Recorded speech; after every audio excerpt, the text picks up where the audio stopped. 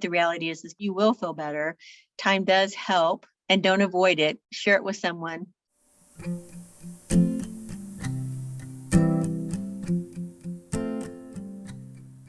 I see trees of green, red roses too.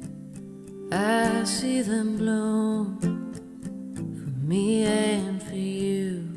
And I think to myself, what a wonderful world. Hi, Janet. My name is Sandy McGatha, and I'm a clinical social worker for the state of Missouri. And I've been doing a therapy in outpatient and inpatient for behavioral health. And I'm now part of Arrow Senior Living, where I'm sort of helping with mental health for residents and the community members, as well as maybe some of our employees. And so today we kind of came together to talk about grief and loss. And I'm so excited that you joined us. Can you tell us a little bit about yourself? Yes, well, my name is Janet Rose, and I am a resident of Princeton Senior Living here in Lee Summit, Missouri. Excellent.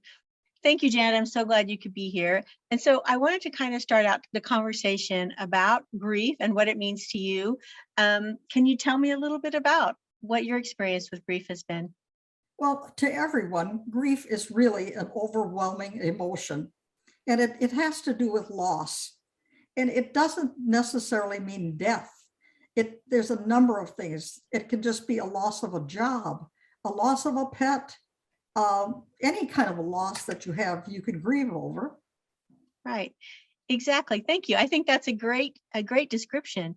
The clinical definition of grief has to do with the loss of someone or something that we have a bond with, something that has made a difference in our life. So that's exactly right. And loss itself can be experienced both emotionally and physically, because we sometimes have that physical response. Our chest might hurt. We feel this sort of heaviness. It also challenges maybe our spirituality or our philosophies about life. And even there are social implications with grief and loss as well, and what that means now in our place in society if we've lost a family member or a spouse. So very much so. People I know talk about, there are certain stages of grief. Have you heard about that? Like you go through different stages of grief? Yes. Most people think of it as 5 stages, all the way from depression to anger and so forth and so forth. But you know what? Not everybody goes through all 5 stages either. You can skip some. Right. And some people might even feel they aren't grieving at all, especially if they've accepted the grief before it actually happens.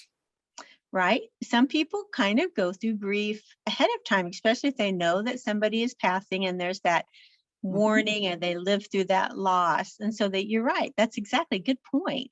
The different stages of grief, I often think, are ways that we try to manage something that seems sort of unmanageable. We're trying to conquer the feeling of death by putting a label on it or organizing it in some way. And it is a really hard thing to organize. Well, most of the time they deny it to begin with. They just don't believe it's really happening. They deny it. And then they get angry about it. Yeah. Another stage. They try to bargain about the whole thing. But the worst stage, and I would imagine most people go through that, is depression. That's probably the hardest stage before the final stage of actually acceptance. But that depression is a killer. Yeah. And they also, some studies have shown that maybe the first year is the hardest. Do you think the first year of a loss is the hardest with all the anniversaries and the milestones? Oh, yes. Everything from birthdays to, like you say, the anniversaries and holidays. That can go on for a number of years. But, really, most people only grieve really from about 6 months to maybe 4 years is what our authorities tell us. But, but like you said, all these other things that you've done together with this person come up and you think about them on holidays and birthdays and whatnot. And I kind of wonder, and I've had some losses in my life, and I don't know what losses you may have had, but certainly a part of it stays with you always. You have to find a new normal. You have to understand that life is different because that person is no longer here. And so you're different from your time with them. And I think that's sort of hard for people too, to kind of build that new normal, build that new relationship with the individual now that they've passed. It's complicated. And then, of course, then people talk a little bit about complicated grief, which is much more intense than traditional grief.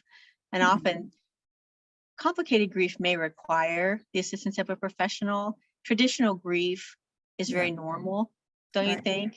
Yeah, people will get through that as they get through it in their own way. But a complicated grief process often.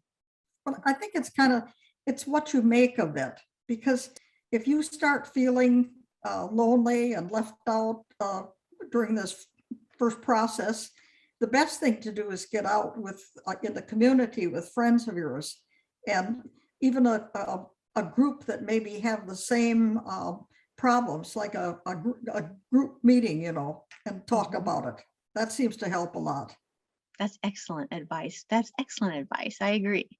Get out a little bit, find some comfort in routines. If you're a routine oriented person and you get up and do the same thing, sometimes there's comfort in routines. If you go down and get coffee, if you go down and eat lunch at the same time, try and do some of those things to bring about as much normalcy as possible.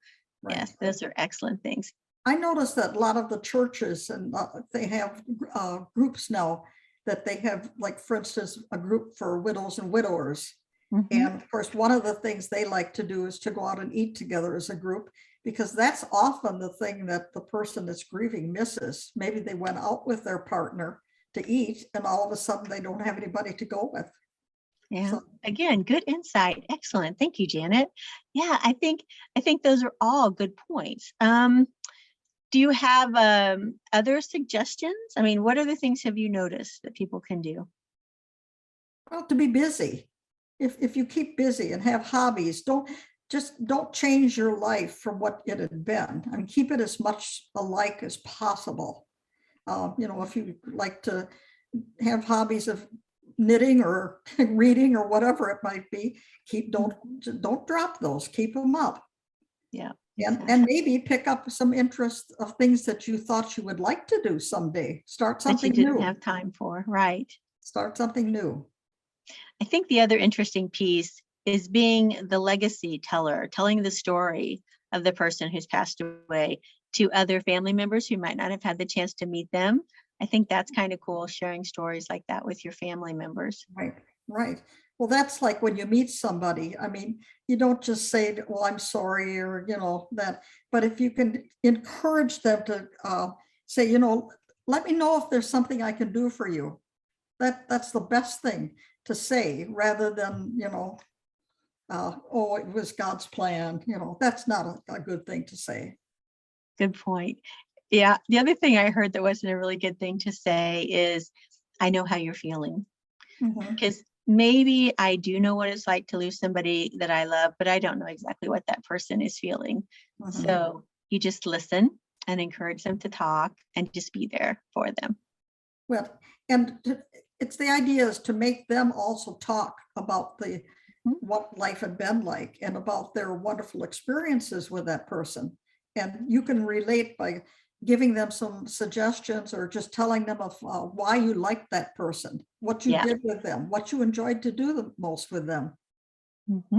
My experience as a therapist working with people with grief and loss has been that they love it and appreciate it when you ask about the person who has passed away, or you have stories to tell, because that gives them a lot of comfort to know that somebody else remembers them and can talk about them and misses them too. Yeah, that's a great gift. We should give empathy rather than sympathy. Yeah. The difference.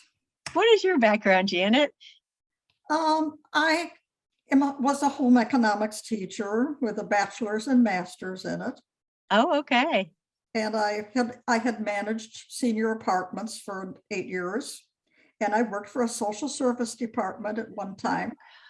So you have great natural instincts. Well, thank you. Yeah, very cool. I love working with people. You can see that in you. Excellent. So what was some things that in working with folks that you kind of help them through in grief and loss? Did you have any instances or a memory of a time you helped somebody? Oh, well, lots of little things, especially when I was working with the older people. Of course, memory loss is one thing that people go through. And even so far as to one lady who couldn't find her room, it was around Halloween time, and I drew a big pumpkin and put it on her door so that when she went up to her floor to find her room, she could look for that pumpkin. I mean, Very it's just good. little things you can do. The little things matter, don't they? Right. I totally agree. And I worked with some disadvantaged people, developmentally disadvantaged individuals when I worked for social services. One man who was about 40, he wanted to have lace shoes, and he never could have them, but he didn't know how to tie shoes. And I made up my mind he was going to learn. And what I finally did is I put one white lace taped to a table, one black lace, and I worked with him making bows and tying laces. You should have seen the joy in that man when he learned to tie, the laces, and he got his first pair of shoes. I bet he always remembered that too, that you helped him. Right. Simple things. I agree. Simple things that we do in human kindness to other people. Absolutely. Right. Absolutely. What do you think the differences are between mourning and grief? Do you have any thoughts about that? What is the difference? Well, yes, I do. Mourning, you're going to see more outward signs. And I think of it as a woman or man even wearing black, for instance, thinking they have to wear black for so many months after the death. So that's an outward sign. But the inward ones are probably more important. And that's because it's the emotional part and the inside of us that people can't always see. Yeah. The grief is the internal piece. Yes. Thinking it through, the feelings, the sadness. Do you remember when people would wear mourning jewelry, like the black rhinestone pieces, the necklaces or the brooches as a part of that? There's a whole segment, I know, genre of that kind of jewelry that women would wear for mourning, as well as the black, as you talked about. The things we do going through personal belongings, sentimentality of dividing out, things like that. That's also a part of mourning. Exactly. And those things are common. The mourning pieces are kind of common. It's the specialness of the individual way of grieving that is the internal piece. Nobody really does it the same, and there's no right or wrong way to do it. You just do it the way that you need to do it in the moment. Right. I mean, you can't always tell whether if people, for instance, can't sleep, one symptom of the grief that they can't sleep, or maybe they're even having breathing difficulties. Yeah. You don't always see that. Or, yeah. And they, on their own, maybe they cry a lot and tremble, and maybe they're nauseated. Yeah, it's a physical too. There's a physical response to it, isn't there? Excellent points. Excellent points. If you were to see somebody who was grieving or worried about, maybe they're struggling with family members or feel like they might be losing them, do you have any ideas of advice you might give them? I've got a few, but I'm curious about you, what you think. Love is so important, just to show love. If, rather than even say something, a lot of times you can go to somebody and just put your arm around them and give them a good hug. Physical touch, very important. I agree. And maybe helping them remember that everybody grieves differently. And maybe I talked to family members who don't understand that they feel like the other person's not grieving like they should. And so they feel like they didn't love them as much. And I try to remind them that they may grieve differently than you. They may be inward grievers versus outward grievers. They may be very private. And I also try and remind them that sometimes people don't know what to say. They literally don't know what to say. Better to say nothing. Right. And that's not necessarily the answer. Or they may avoid that person because they're not sure how they will feel. It's about how, it is complicated in that way.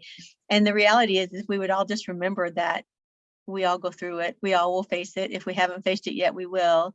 That significant loss. And so we reach out to the people in the living, the living people to help us through those times. Mhm. So it's kind of important to do that. Um, I had a personal experience like with grieving because oh, my please husband, share.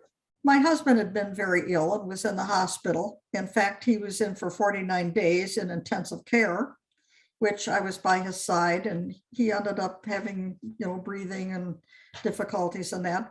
I did all of my grieving while he was actually in the hospital. And so after he passed, I had accepted it already by that time that, and people couldn't understand how I could go on and do things.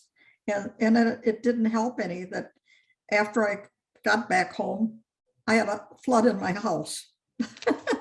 And believe me, a flood, not crying, but actual water An damage. actual water flood there. I had to be out of my home for 3 weeks living in a motel. And that all helped me too, in reality, because I didn't have time to dwell on the death. It brought me to reality that I had to do everything and know all the answers to getting the house fixed up again and keep going in life. So it was wonderful. I mean, it had happened that way to me. Nope, I understand. I did my grieving while he was dying or in the hospital, so ill. I understand that. I understand that. Same thing with me. I watched my mom pass, and she'd had some problems, and it was a longer goodbye. And so you sort of prepare yourself, even though it's not easy to say goodbye. It's Right. It helps to be able to sort of come to terms with it. And a lot of times that person's there sort of with you as you come to terms with it, which I Right. think kind of helps, don't you? It What a does. story to have come home to that, because you didn't even go back into your home for a while then. That's right. That's right. And another thing that I did with him, believe it or not, is I actually told him that it was okay to go. I didn't say to die. I just said, Right. it's all right if you are ready to go. Because he just hung on, to that point. And, it wasn't very long after that, he did let go. So How long were you guys married? 46 years. That's a long time to be married, and the kind of experiences and memories that you built. But you're right, that was a gift, maybe a gift to both of you to be able to have a reconciliation in Right. that moment. Right. So, And it's a reality too, isn't it? It's not an easy reality to face, but no. it is a reality. You knew that maybe if you stayed, you wouldn't be like you would have wanted to be. And That was a great gift, Janet. it's things are going to happen. We know we're not born to stay forever. And you need to let your loved ones know what your final wishes are. Like I knew already when he entered the hospital, I knew where he wanted to be buried, anything he wanted about the service and all of that. And that helped me a lot too. So it surprised me, that he chose what he did, but I followed through on it. And respected his wishes. Yes, I did. How fortunate that you all had 46 years. Did you have children as well? Yes, 2. How So, fortunate. What a lovely, lovely kind of memory for you too, that time in your life. Huh. right. As we kind of pull this to a close, can you give me some ideas or thoughts or some suggestions that other people might need to hear about grief and how to handle it with family members, and their own way, how they handle their grief? Do you have any suggestions? Well, I think talking with people, and learning what some of their experiences have been helps. When you find out that somebody else has gone through this similar to you, it helps to know that. You don't feel quite so alone. Somebody understands what it's like. Right. I mean, that's why I mentioned before joining a community of friends, even like a church group or something that deals with grieving can be helpful. It's getting some professional help because perhaps they have speakers come in that can talk about grieving. They talk with each other and they get to feel very comfortable with one another. So they have new friends, perhaps. Right. I agree. And to carry on with that point a little bit, I think to be able to be tender with each other and realize that in the moment, everybody's probably struggling a little bit to maintain composure. Everybody's feeling that way. Sometimes I think you almost have to just respect that somebody's not going to grieve like I grieve and let it go. But there is a lot of emotion around a loss like that. And there are a lot of family feelings about emotions like that. And everybody's probably at different stages of loss. Some people may not have come to the conclusion that this is how it's going to be. When you have all those people bumping into each other and they're in anger or they're in bargaining or they're in acceptance, it's kind of complicated. I do know that one thing about grief, and probably the most important thing I've learned in my time with grief and therapy, is that there's no way to get out of it. You have to just walk through it. And to try and avoid it, maybe by the use of substances or alcohol, it only prolongs the issue. And sometimes I know it feels like you can't breathe and it feels like you're not going to feel better, but you will feel better. Time does help. I think being able to have folks around you who are there if you need them, who check in on you, who want to hear stories, I think those are great things. But the reality is grief is work. And you did your work while your husband was still there with you, but you probably went through off and on some of those stages, and maybe you skipped some based on where you were in your life and the way that you guys had handled things. I kind of wonder if it's not easier to know that someone's passing versus those unexpected sudden deaths that catch you kind of off guard and you don't have that kind of closure that you might need. But I just know that it is work. And don't avoid it. Share it with someone, and like you said, if someone comes by and just wants to give you a hug, that can speak volumes without saying a word, can't it? That kind of support. Love. Exactly right. Exactly right. And being there for each other. I always think of it sort of as we're in the land of the living and we're called to live, even though sometimes it's really hard after we've lost somebody, but that's still our journey to continue. So that's what we do. Any last minute thoughts, Janet? I've really enjoyed speaking with you today. You're excellent in this subject. I appreciate it. There is a book that everybody should read if they haven't, and it's called On Death and Dying. And I realized it was in 1969, but the author was Elizabeth Kubler-Ross, R-O-S. Elizabeth Kubler-Ross. Yes, I have that book. Right, and she's got a lot of the answers to the 5, steps. Stages of death, right? Right, and I have found reading that was really helpful. She's a pioneer in grief and loss, and she was one of the first ones. You're absolutely right. Thank you for mentioning her. It's an excellent reference book. Right. She's who I read when I was going to school, my master's in social work and doing it. Yep, absolutely. Lots of great information. Right. Okay. And I appreciate the work that you do. Oh, well, thank you. It's very important to people to have social workers and being out there and available to people. Thank you. It's been an odd time, hasn't it, with the COVID and all the different 2 years or so that we've been through. It's been sort of an amazingly strange time. We've all been grieving. Yeah, it is. It's sort of a collective. It's a loss. It's a loss. Yeah, we've lost so much. So.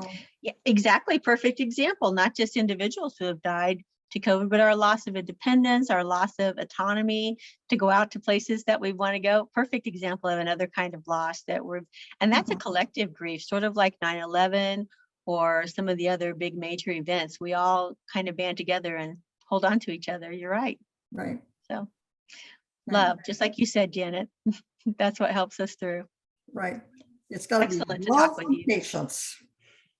Thank you for your time. I've definitely appreciated it. Okay, thank you. And I think to myself, what a